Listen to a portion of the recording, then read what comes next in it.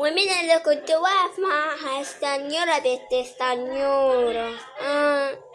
ما انت طلعت الرجالة صحيح، ما هو الرجالة طبعا نسوان. ما احنا ياما قلنا أمي أما قالت لي يا حسرة، أمي أما قالت لي ما تتجوزوش ما تتجوزوش هتبقى غلطة عمري، وانا اللي ساعتها ما وافقتش بكلامها وقلت لها لا ياما بحب يقطع الحب وسنينه، ده الحب ولع في التراب. قلت لها لا ياما لا ياما انا بحب ياما بحب يقطع الحب يا شيخ وسنينه، يقطع الحب كله قطع الحب وسنين، ده الحب ولع في التراب. ما تلمي بقى ودوري بقى يا وليه يا رشدي. دار ايه يا روح امك، واطلع من بره فين بقى يا روح طنط، يا روح طنط اطلع من شقة مين؟ هو انت مش واخد بالك ان هي مكتوبة باسمي ولا حاجة يا راجل انت؟ ده انا اللي اطردك واخليك تلف كده، لو طلقتلي اخليك تلف في الناحية تلف حوالين نفسك زي الكرة الكازر. لا يا رحمك، ما هو انا كده ما يمشيش معايا، ولو ماشى معايا نهارك مش هيعد ولا اكون في حلوقي ولا حلوقي كده، هطلعك برا الشقة بهدومك اللي انت لابسها تقر.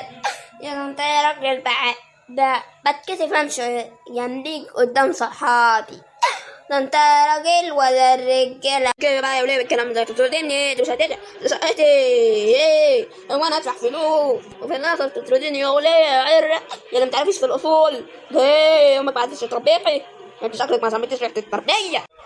خلصنا الموضوع ده بقى يا وليه انا بحاول اقفل معاك الموضوع ونحب وندي ودي، انا بحب ان انا وانت ناخد خد ودي مع بعض، بس مش عايز الحركات دي، انا عايز حركات محترمه.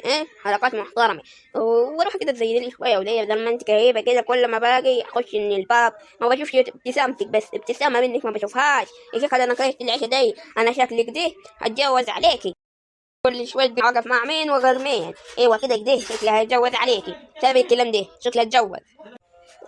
وله يا اخويا يتزينك وله له وله له يا عينيا تتجوز ليه ان شاء الله.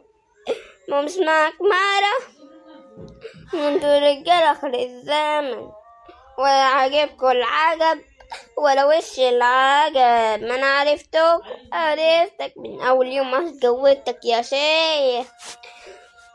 نسيت اقول لك هلا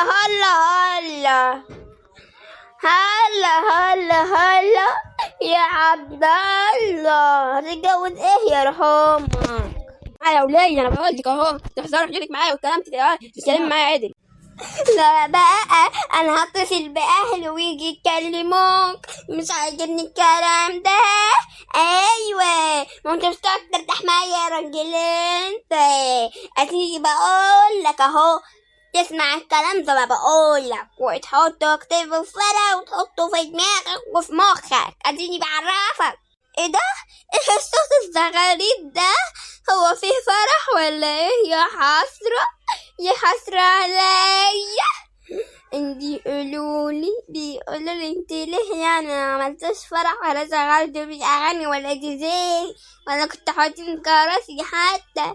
كل الناس كانت واقفة وكله بيسقفوا بس، ولا كان بيرقص ولا نيلة.